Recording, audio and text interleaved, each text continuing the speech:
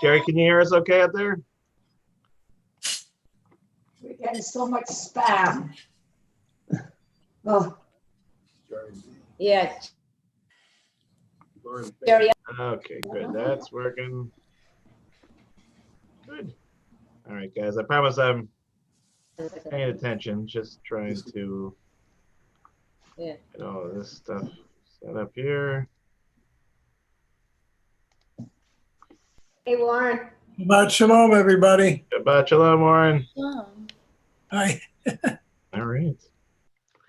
We're liking it, Warren. Say it. Warren, that looks good. Yeah, we're liking it. The new. Yeah. Very nice. Very, very nice. Manicured even. Very impressive. Does everybody have a nice Rosh Hashanah, I hope? So far, so good. Yes. far, so good. Can we begin with a round of applause for our incredible cantor? I think that's Hey! the Terrific. Here. He was Hooray! terrific. I am too. She is as remarkable in real life as she is on the screen. That is true. You know, it was the funniest thing. We finally got a chance to actually meet each other in person. Who would have guessed? You know, now it feels very unusual to not. And I should also give an important shout out to her wonderful boyfriend Aaron, who's too humble to take any kind of credit, but there he is. He's smiling. You know, very supportive the entire way through. You know, it's a very important role. Very, very, very important role to play for sure. All right. Hey, Drones, how are you? Nice to see you. Shabbat shalom. Shabbat shalom. It's good. It's great to see you guys. All right, so I think we're going to get started, and we're already actually at a larger capacity, I would think. This Shabbat is always one that in real life, very laid back, very, you know, just kind of easing into. And because your rabbi is largely brain dead at this point, I think I've given every sermon that I could conceivably give, and I've got a few more to go. So what we normally do this time of year has become our tradition is to do an Ask the Rabbi night. So when we get to the section of the service where I give a Dvar Torah, that's your chance to ask the rabbi questions. But what I realize is since we have Zoom, as they occur to you, you can put them in the chat. If you want to put them publicly, you can do that. Otherwise, you can send them to me directly. And that way, when we get to the Ask the Rabbi part, I'll pick out a couple. Just don't be offended if I pick one person but not another. You know, but and don't feel any pressure. If you don't have any questions, that's perfectly acceptable as well. So in any case, enough of me talking. At this point, I'm going to mute everybody. What happened? Me, please don't. Shabbat shalom. And let's see, Lauren, you can manage yourself, right? Okay, good. All right. So let me just switch back over to speaker view here, and spotlight my video. And we're going to start by lighting and blessing our Shabbat candles. And I do have matches right here.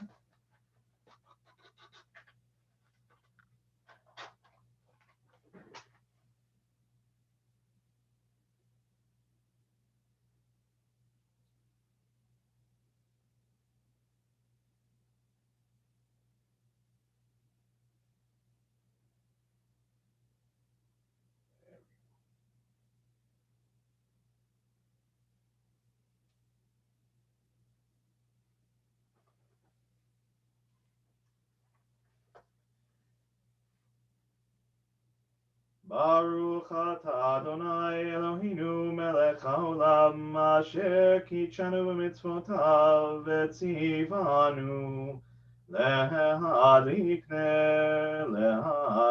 ner shel Shabbat.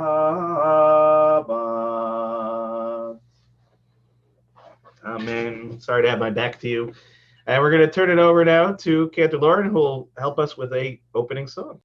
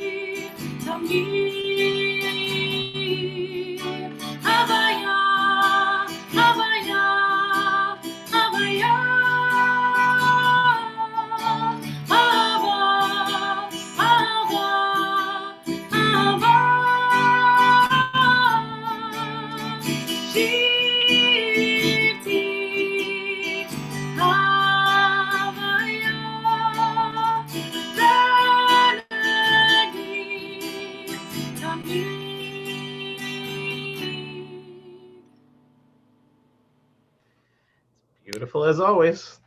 And we're going to turn to page 130 to start Kabbalat Shabbat together, very top of the page. Lechu neranena, lechu neranena, lechu neranena, ladonai. Lechu neranena, lechu neranena, lechu neranena, ladonai. Naria, naria, letzoi shenu. Nekadma fanav betodaham. Naria, naria, letzoi shenu. Bizmirot naria lo. Lechu neranena, lechu neranena, lechu neranena, ladonai. Lechu neranena, lechu neranena, lechu neranena, ladonai. Turn now to page 131 and back to Cantor Lauren. Shiru l'Adonai kol haaretz. Shiru l'Adonai shir chadash. Shiru l'Adonai kol haaretz.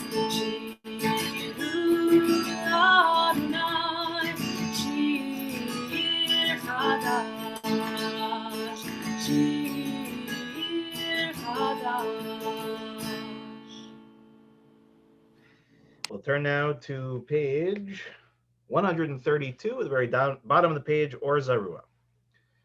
Or Zarua la-tzadik, ulehishrei lev simcha.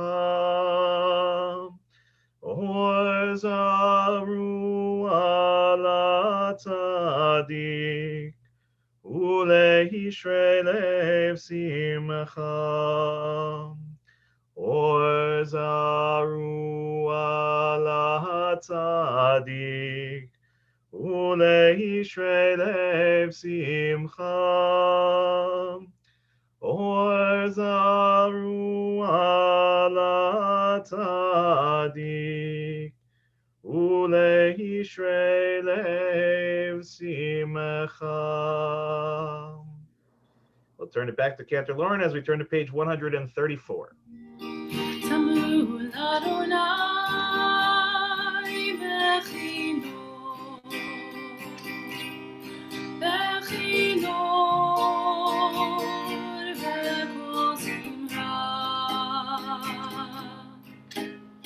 Tamu l'Adonai bechino, bechino v'kol simcha.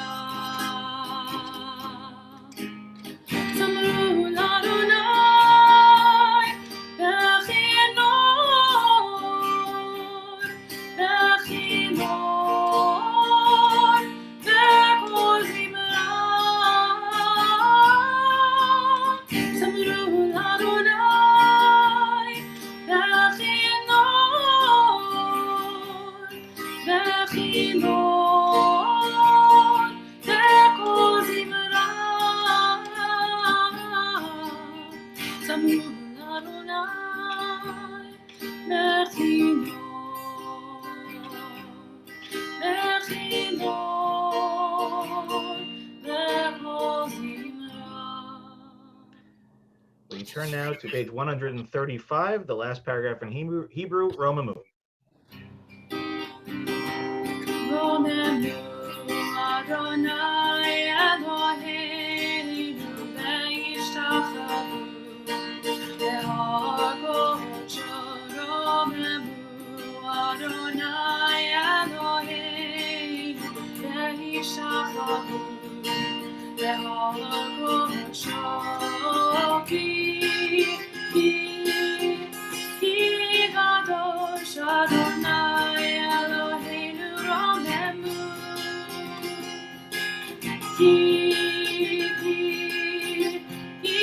Adas Adonai Eloheinu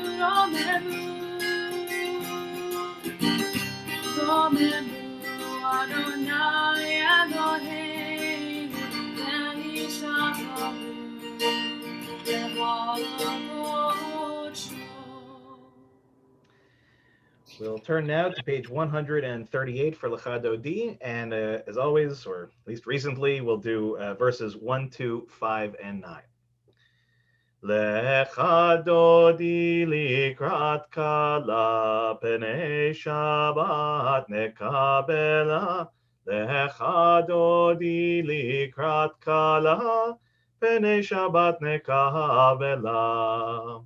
Lecha Dodi likrat kala pnei Shabbat nekabela.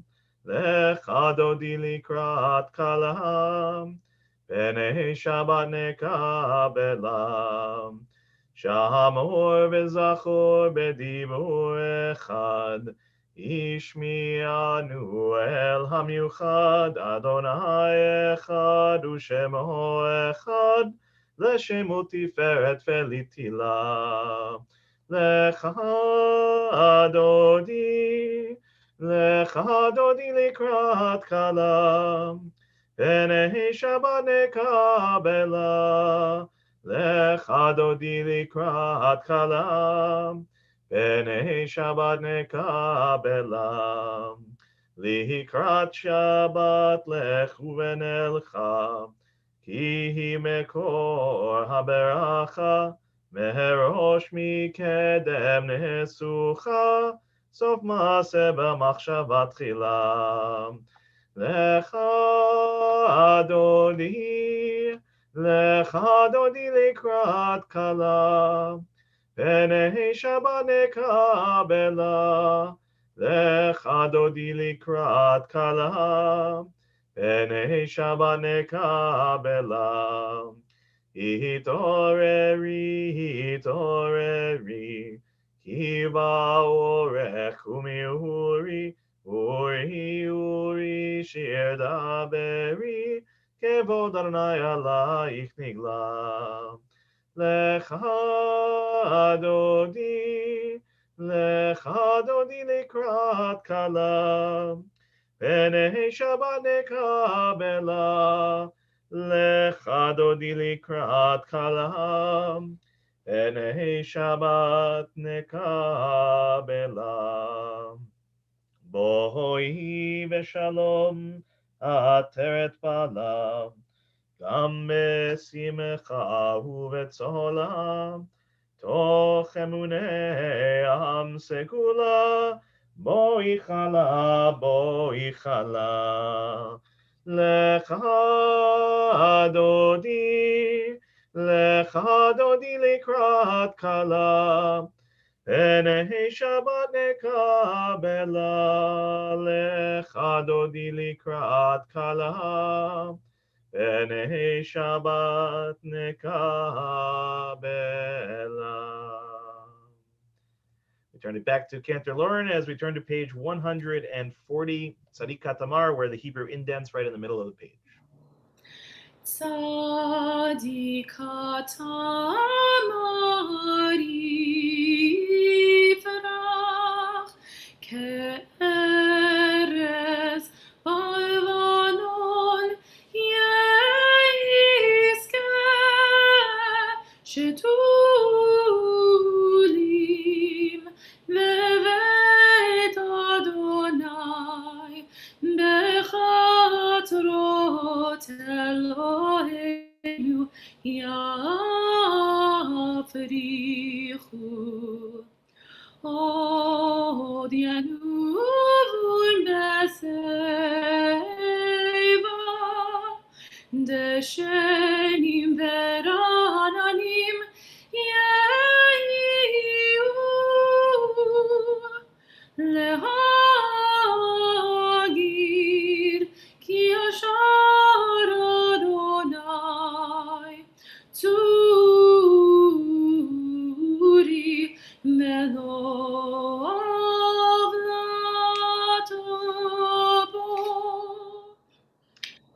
now to page 145 for the Chatzi Kaddish.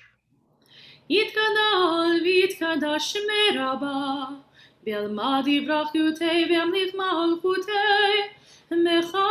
בחייכון וביומכון ובחיי דכל בית ישראל, בגלה ובזמן גריב, ואמרו אמן.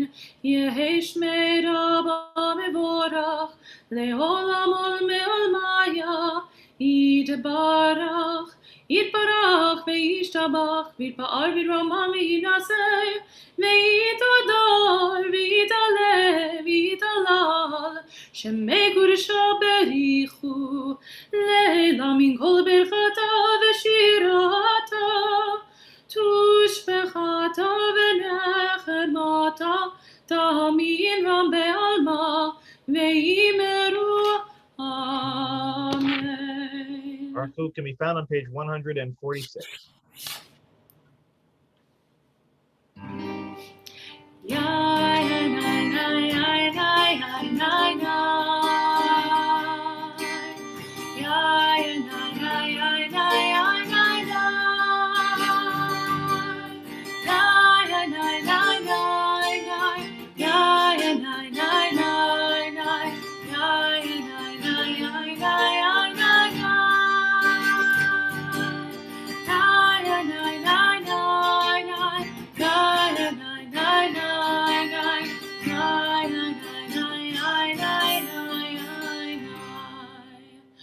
Baruch hu et Adonai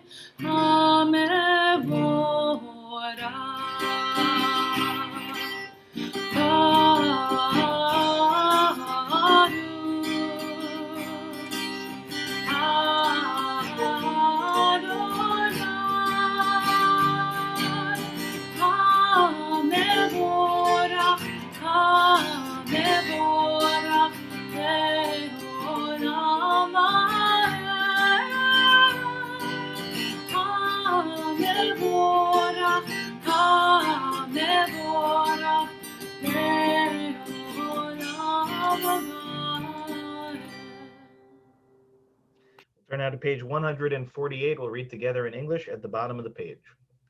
Blessed are you, Adonai, our God, ruler of the universe, who speaks the evening into being, skillfully opens the gates, thoughtfully alters the time and changes the seasons, and arranges the stars in their heavenly courses according to plan. You are creator of day and night, rolling light away from darkness and darkness from light, transforming day into night and distinguishing one from the other. Adonai Tzvaot is your name. Ever-living God, may you reign continually over us into eternity. Blessed are you, Adonai, who brings on evening. Ma'avir yom u'mevi laila, u'mavdil ben yom u'ben laila, Adonai Tzebaot shemo, El Chai v'kayam, Tamid yimloch aleinu le'olam va'ed, Baruch atah Adonai, Hamariv haravim. Ahavat olam Beit Yisrael amchavta Torah u'mitzvot chukim u'mishpatim otanu lemadeta Al ken Adonai Eloheinu Meshochenu v'kumeinu Nasiach begukecha V'nismach b'divrei Toratecha U'v'mitzvotecha Le'olam le'olam ba'ed Ki hem chayenu Be'orech yameinu Uvahem negeh yomam balayla Me'ahavtecha al tasir mimenu le'olamim Baruch atah Adonai ohev amo Yisrael. Shema Yisrael, Adonai Eloheinu, Adonai Echad. Turn now to page 154. ואהבת את אדוני אלוהיך בכל לבבך ובכל נפשך ובכל מאודיך, והיו הדברים האלה אשר אנוכי מצווך היום על לבביך, ושיננתם לבניך ודיברת בם בשבתך בביתך ובלכתך בדרך ובשוכבך ובקומך, וקשרתם להיות על ידיך, והיו לטוטפות בין עיניך, וכתבתם על מזוזות ביתך ובשעריך. למען תזכרו ועשיתם את כל מצוותיי, והייתם קדושים לאלוהיכם, אני אדוני אלוהיכם, אשר הוצאתי אתכם מארץ מצרים, להיות לכם לאלוהים. אני אדוני אלוהיכם, אדוני אלוהיכם אמת. And we'll turn now to page 157 and read together in English at the top of the page. Standing on the parted shores of history, we still believe what we were taught before ever we stood at Sinai's foot, that wherever we go, it is eternally Egypt, that there is a better place, a promised land, that the winding way to that promise passes through the wilderness, that there is no way to get from here to there except by joining hands and marching together. As we turn to page 158 and back to Cantor Lauren.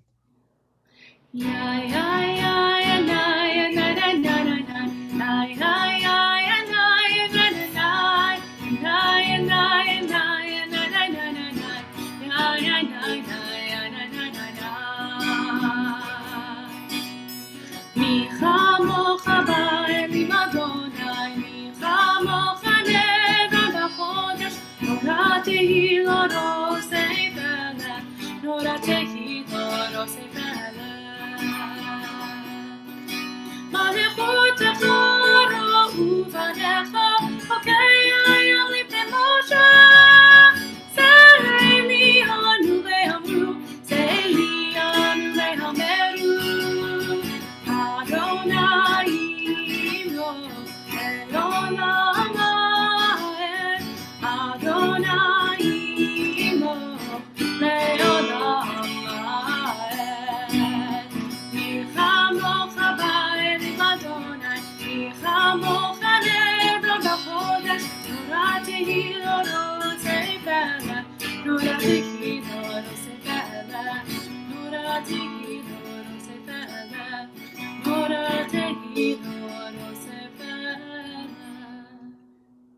And now we turn to the top of page 161, Hashkivenu.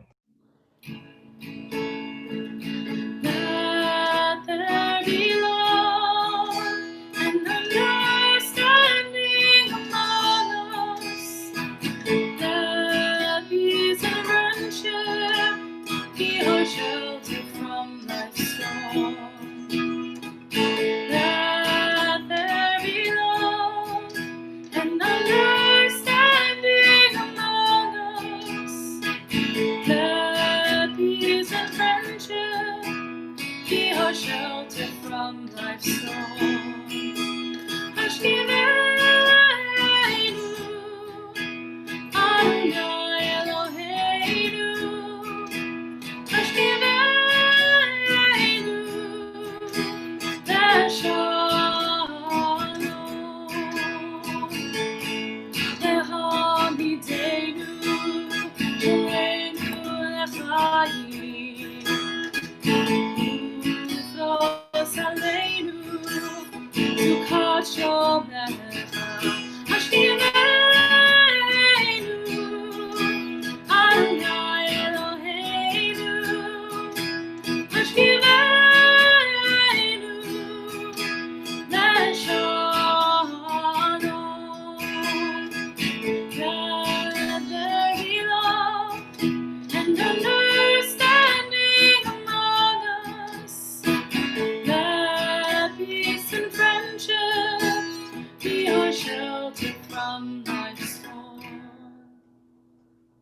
don't know about the rest of you, but every time the Cantor Lauren sings that, it gets stuck in my head. So I'm walking the dog.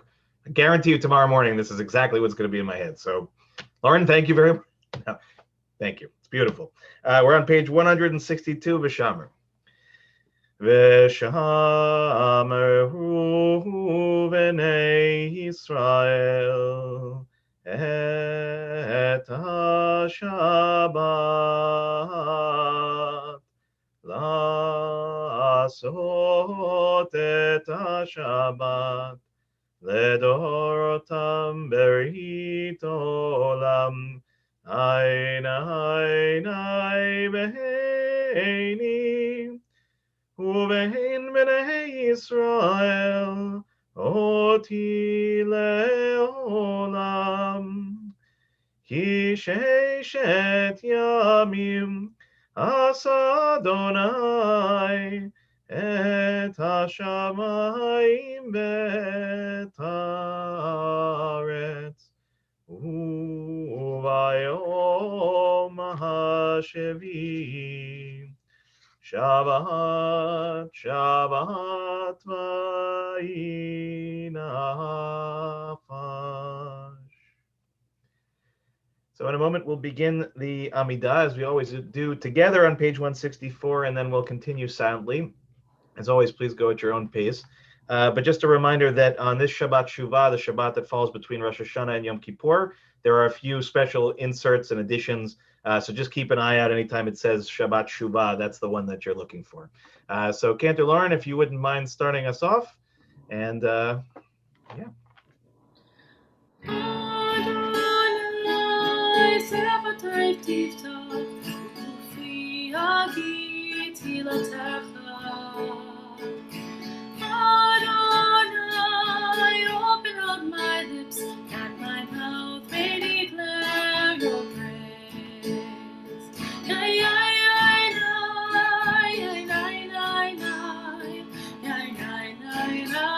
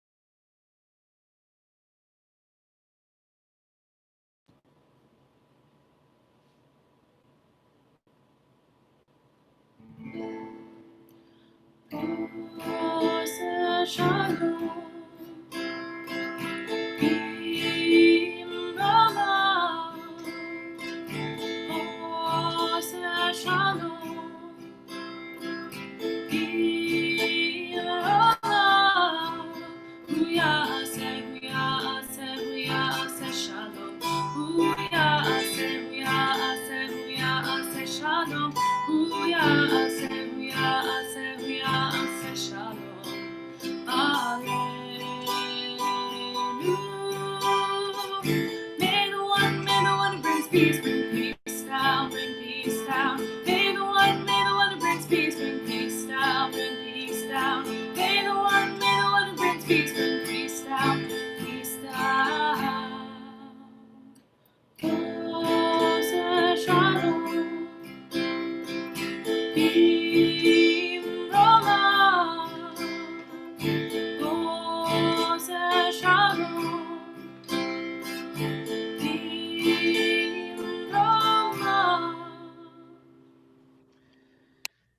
now to page 371 to offer our Misha Berach, our prayer for healing. And we'll begin by thinking of those in our community and connected to our community who are in need of healing.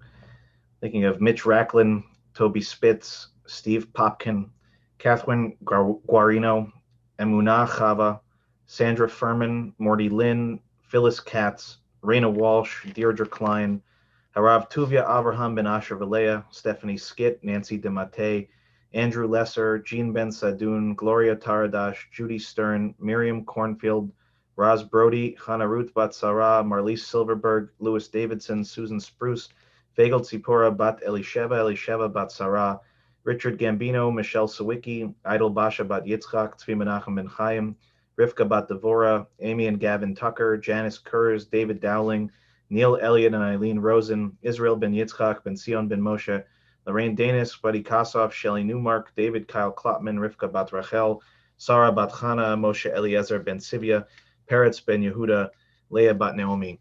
And of course, we'll invite anyone who is thinking of anyone we didn't mention, like to mention their names in the chat as well. And of course, as we have been doing for now a very long time and will unfortunately continue to do so, to pray for all of those who are still struggling against COVID. And we're going to join actually Cantor on page 371 as she leads us in the Misha Berach.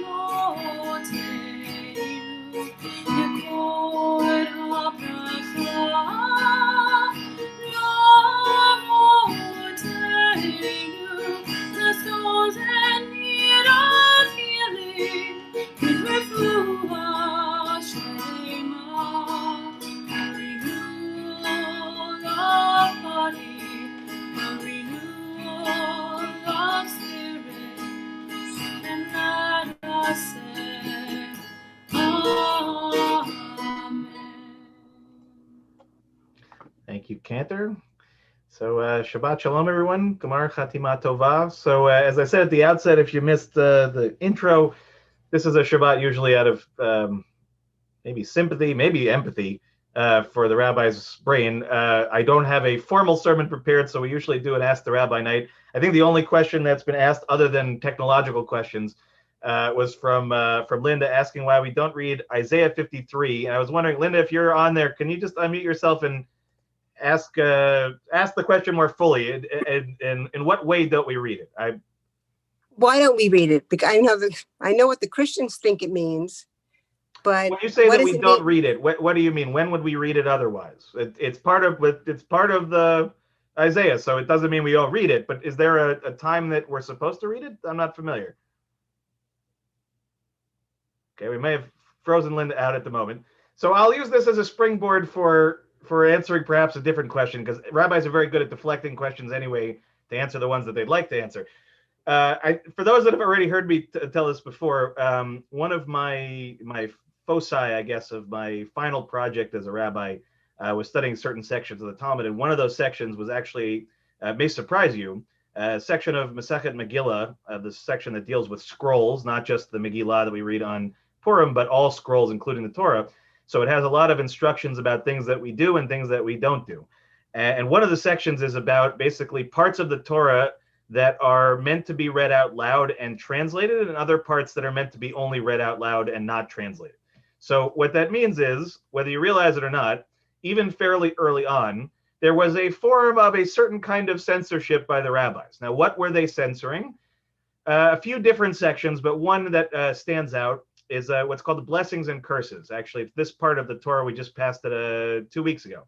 And it's, let's say, less than friendly part of the Torah in which it's made very clear that if we behave in a good way, good things will happen. And if we behave in a bad way, really pretty terrible things are going to happen.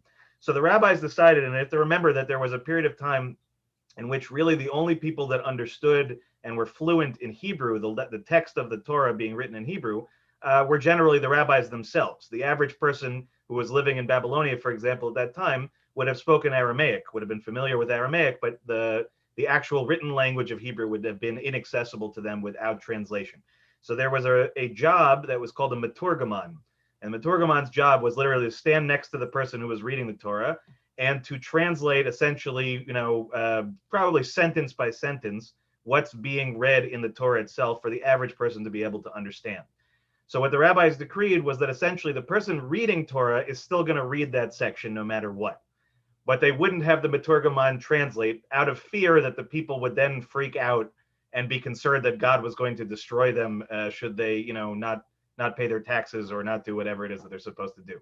So all that is a complicated way of saying that there are plenty of examples in which what we read and when we read it were determined by the rabbis a very long time ago, but perhaps not as long ago as you might think.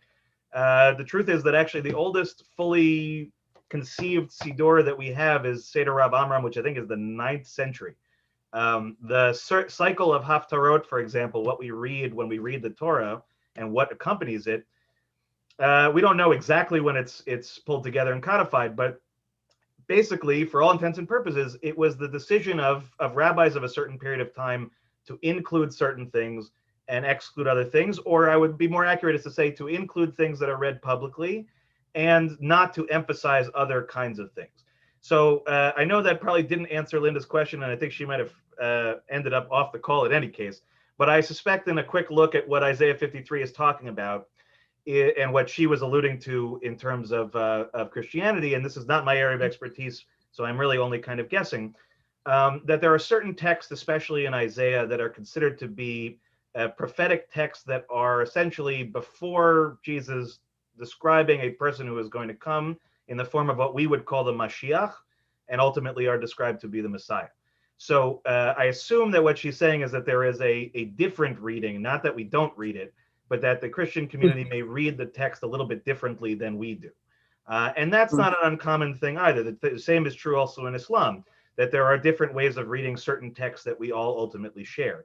And if you happen to open up your Tanakh, which I'm sure you have next to you right now, and if you look at Isaiah 53, you will see probably at least a few places where there might be some concern for that. But I'm going to just sort of say that that's my off-the-cuff answer to, so don't hold me to it.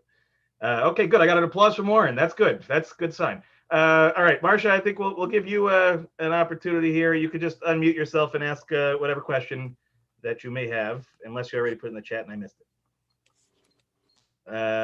You got to unmute yourself, Marcia. There you go. Took me a little while. Okay, so because I come from this different place, why did we blow the shofar on Saturday? Thank you for asking that question. I will tell you a fun anecdote, especially for those of you who remember and love my predecessor, Rabbi Leon. So when I first came here, my first high holidays, I probably should tell you this now, it probably doesn't matter.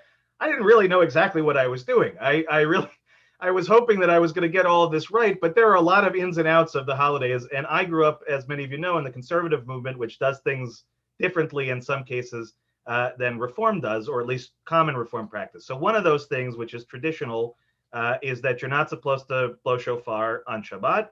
You're not actually supposed to do Avinu Malkeinu on Shabbat. There are a number of things actually that are taken out on Shabbat, and there are a number of things that are added on Shabbat when it comes to Rosh Hashanah. The main reason why you don't blow shofar on Shabbat, though, is not what you might think. It's actually an issue about, believe it or not, carrying.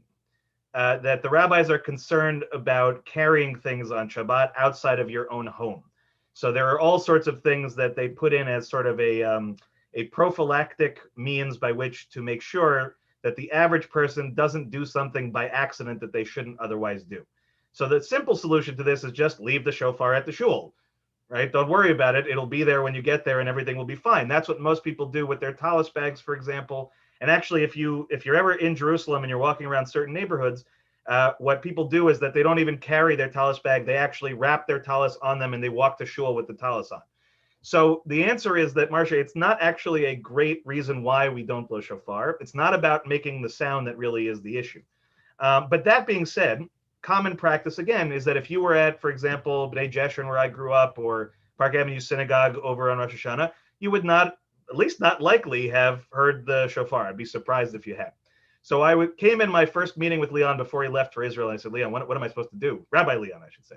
Right? What am I supposed to do here? Because I grew up, we don't do these things. And he looked at me, and you should all, of course, know, those who know him, more observant than I am, more traditional than I am in virtually every regard. And he looked at me and he said, Dan, if you don't do Avinu Malkeinu, and if you do not blow shofar, it will not go well for you, right? That you have to understand where it is that you are and who it is that you are helping. And what his ultimate point was, which is an overriding principle in halakha, which is that this thing that we call minhag, custom, right? It is a partner of the idea of halakha, of law. It's not in opposition to, it's really a partnership. And what can happen is that over time, traditions can start that are not necessarily of a legal binding, right? They don't have the same import as what the Talmud or the codes may say. But if you do a custom for long enough, it becomes as if it is halakha, as if it is law. And it's improper to go into another place where people pray and daven a certain kind of way and tell them that they're doing it wrong and you're the one that knows how to do it properly. So I'm sure that each of us has probably had some occasion in our life where somebody has come in to say that exact thing, where they tell you you're wrong and I'm right. They may be correct, but Judaism's sort of understanding of this, and again, remember, when the rabbis are talking about this idea, they're talking about a time period where Jews are living all over the world. It was not so commonplace to be a Jew from New York and end up in Morocco, right? So ultimately speaking, these communities each developed all sorts of interesting practices and ideas. But when it comes to this kind of thing, Marcia, what I would say is that I may be wrong about this, but I would think actually almost universally in Reformed congregations, you will hear shofar blown, you will hear Avinu Malkeinu done, you'll hear a number of things. And it's, again, not a question of what I would say is right or wrong, because really, ultimately speaking, the congregations that don't do these things, they have a reason behind it. There is a logic behind it, but it may not be a prevailing logic for us and for our community. So all of that is a way of saying, that sometimes you have to know your people and you have to adjust accordingly. And I think that's one of the things I love about our shul, is that we are an amalgamation of a lot of different backgrounds, a lot of different personalities, a lot of different likes and dislikes. I was just sort of chuckling to myself the other day that this is the first holidays where nobody complained about the temperature. But then I realized that actually, when we were doing Rosh Hashanah, Kirsten was a little bit cold, Lauren was a little bit hot. So truth be told, even in the digital world, we still have some of these things happening. So that's good. Okay, I got a second applause there for Marcia. That's good. All right, I think we have time for maybe one more question if you have it. Otherwise, I won't press you. Okay, Alan, I see a hand. So let's just unmute you down there. And by the way, if anybody doesn't realize who we're talking to here, this man and his wonderful partner, John, are the reason that we had our high holidays this year. So truly a round of applause for Alan Levitt and John Berger.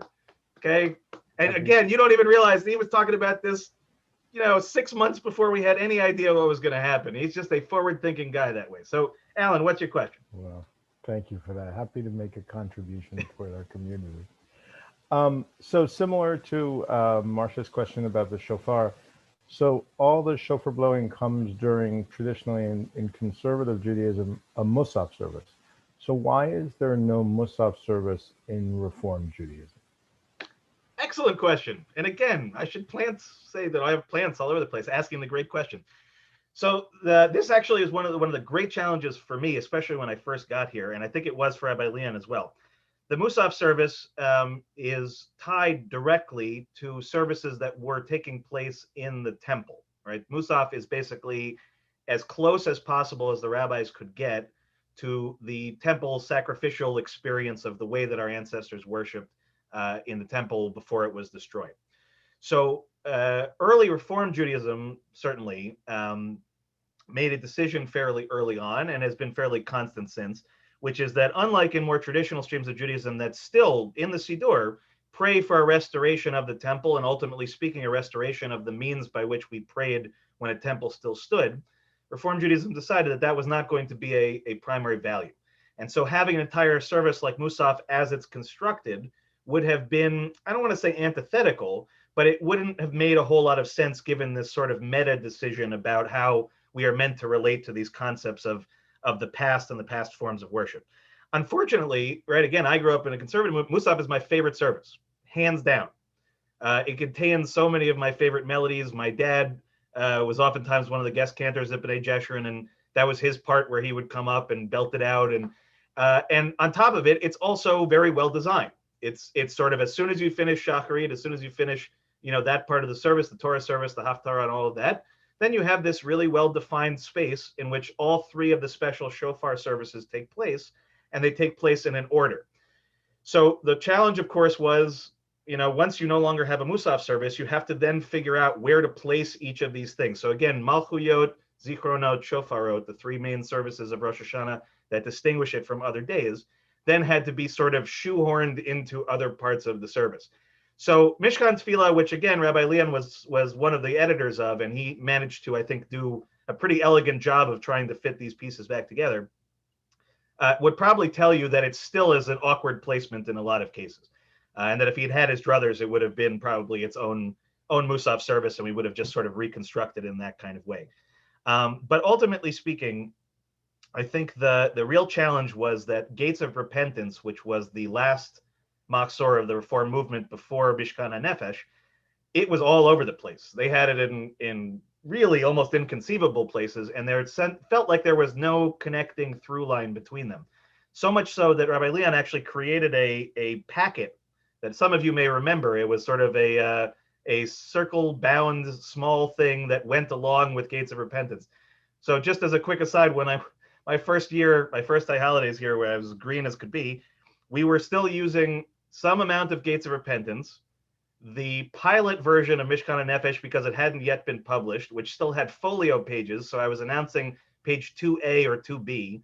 And then also for certain things having to go to this other packet thing. So I like to think of that as sort of training with weights on, that eventually you just let that go. And so every service ever since then has been infinitely easier in some ways. This year changed that mode just a little bit, but basically it's an excellent question, Alan. And the truth is that actually there are not insignificant differences, not just between Reform, Conservative, Orthodox, but also between Ashkenazi and Sephardi. And this is true not just on Rosh Hashanah, not just on Yom Kippur, but even in the month of Elul in terms of Slichot. It's part of one of our really great mistakes, I think, in more modern times, is to try to amalgamate Judaism into one identity. When the reality is that we are many different things, and we have created minhagim, we have created practices and customs that are unique, and it's worth acknowledging that, and it's worth celebrating that. And I think that every individual congregation has additional things that they do as well. And I think that actually one of the strange and wonderful things about this high holiday season, and I will give you blanket absolution that it's okay to cheat on your rabbi periodically and to look at other congregations and how they're doing things, because it's never happened before. It's never been possible to have a high holiday experience in one place and then in another and another and another. And as a result of looking around, you see all sorts of really amazing, imaginative, progressive, and also traditional kinds of ideas of how do we pray at this time of year. And I think it's really been actually very, very, very beautiful to see. So I think that this question, Alan, that you asked, while it may have been a technical one at the beginning, is really actually something quite larger, which I really appreciate. All right, I know I said that was going to be the last question, but Kathy and Jerry, is your question short or not? Okay, good. We'll let you ask it, and then we'll start to wrap up. Just make sure you unmute yourselves. There you are. Oh, now I can't hear you. Kathy, I'll tell you what, we can't hear you. I don't know why it's not working, but if you want to type the question in the chat, we'll finish the service out and I'll answer the question at the end. Sound good? That's how you say al regel echad Judaism, okay? Thank you, guys. Excellent questions. Excellent questions. I think actually I was very tired at the beginning of the service, but now you got me all jazzed up again. So that's good. We're going to turn to page 586 as we do Aleinu. We'll turn it back to Cantor Lauren, I think. No, back to me. Back to me. Not a problem. Page 586. עלינו לשבח לאדון הכל, לתת גדולה ליוצר בראשית, שלא עשנו כגויי הארצות, ולא שמנו כמשפחות האדמה, שלא שם חלקנו כהם, וגורלנו ככל המונם, ואנחנו קוראים ומשתחווים ומודים לפני מלך, מלכי המלכים הקדוש ברוך הוא. ונאמר והיה אדוני למלך על כל הארץ, ביום ההוא יהיה אדוני אחד, ושמו echad. I'll now invite those in mourning and those observing yard sites to please rise, or if you feel comfortable to rise, as we remember first those who've passed in our community in recent months. Nancy Fisher, Saul Fisher, Edwin Friedman, Sandra Friedman, Lois Herr, Philip Idone, Laura Kurz, Myra Rosofsky, Madge Judith Parcher, Vera Shaps, Lisa Schneidman, Norma Small, Marjorie Weinberg Berman, and Marvin Weiss. We also marked the yard sites that occurred during the last week for Philip Abrams, Morris Appel, Mary Bernstein, Jerome Bloom, Selma Bush, Dorothy Cohn, Sidney Epstein, Elizabeth Field, Judy Friedman, Terry Becker Friedman, Samuel Fuchs, Nathan Galperin, Leo Goldstein, Diane Gordon, George Horowitz, Renee Kern, Bernard Kulik, Claudio Lemos, Vilma Levine, Julia Meyerson, Joseph Nadell, Gary Nussbaum, Ruth Ohl, Bertus Oglensky, Rona Rube, Fred Rosenberg, Shirley Silbert Siemens, Minna Shapiro, and Ernestine Spitz.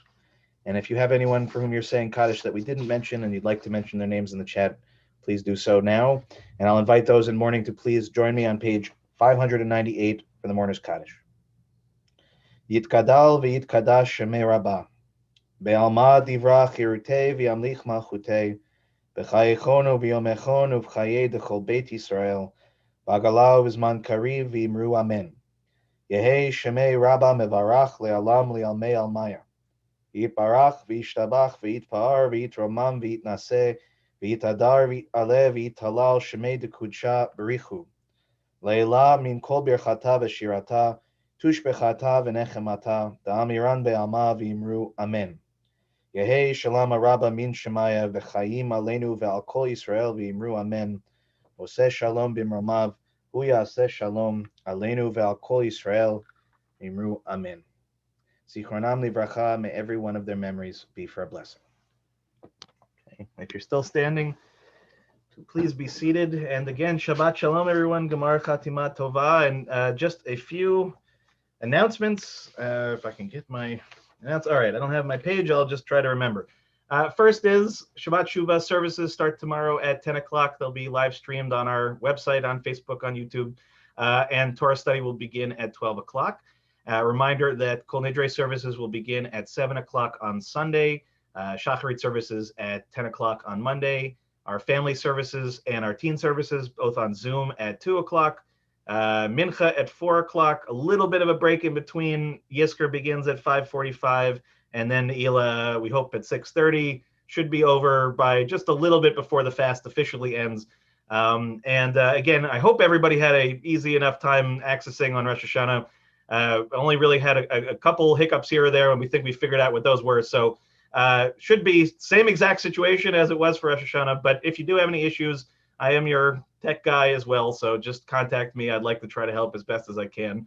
And I really just want to thank all of you for being as remarkable as you are. It is not lost on me that so many people took the time to really prepare and make sure that they knew that their system was ready and all of that. And even then, if they ran into a frustration that they didn't, get angry. And I kept sort of waiting for pitchforks to show up at my door, and the exact opposite. I really had an outpouring from so many of you of support, not just after the fact, but before. And trust me, it means a lot. It really means a lot. I can only say that, there's a window into the world of rabbis at the moment, at least the ones that I know. It's a very fraught time that many, many, many rabbis, cantors, presidents, educators, synagogues as a whole, sort of holding their breath that everything is going to work. And as a matter of fact, in certain cases, it didn't quite work as intended. So, it's always a sign, I think, actually, of a great thing about our community is that no matter what, right, we find a way together to move forward. And I really just want you to know on a very personal level how much it means to be a rabbi and to be part of this community. And again, to give credit where it is due, really to our wonderful Cantor Lauren, who prepared so hard for Rosh Hashanah and who's going to do a great job for Yom Kippur, I'm sure. And really just thank you again to everybody. And thank you to everybody who said nice things in the chat and all of that. With that, and also just a reminder, because I keep forgetting to say it, Oneg Shabbat, very briefly tonight afterwards, jump off, jump on. And I apologize, I think some people had some trouble logging in tonight. I'm going to figure out what happened and get back to you about that as well. So with that, I think we go back to Cantor Lauren for a closing song before we do Kiddush. She's nodding yes. She knows more than I do.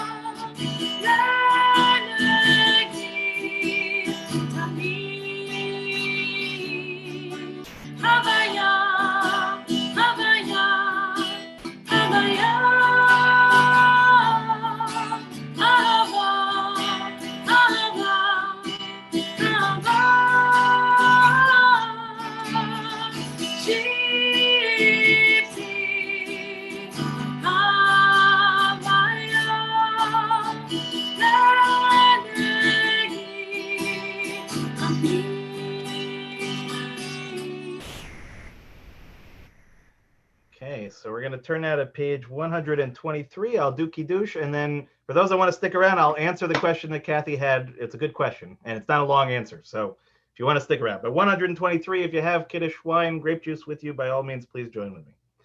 Baruch atah Adonai Eloheinu melech haolam borei peri hagafen. Baruch atah Adonai Eloheinu melech haolam asher kitshanu b'mitzvotav v'ratza b'anu. V'shabbat kodsho b'ahava u'ratzon inchilanu zikaron lema'aseh bereshit ki hu yom techila lemikra'ei kodesh zecher l'tziat Mitzrayim ki b'anu b'charta ve'otanu kidashta mikol ha'amim v'shabbat kodshecha Be'ahava u'ratzon inchaltanu, Baruch atah Adonai, Mekadesh HaShabbat. Amen. Okay, l'chaim everybody, Shabbat Shalom. I'll free you to unmute yourselves, if I can remember how to do that. There we go, if you'd like to. And so here's the question that that Kathy and I assume Jerry asked. I'm not even sure if they're still on the call anymore. Yes, they are. Why we in our community at the blessing that concludes the first section of the Amidah, there are two choices in our prayer book. One is Hakol and the other one is Meitim. So Hakol means basically of everything, and Meitim means the dead. So what is this prayer ultimately about, and why is it different? So the traditional belief in Judaism is that ultimately at some point we will be resurrected, right? That there is a point in time in which the Mashiach comes and our bodies will be literally resurrected from the ground.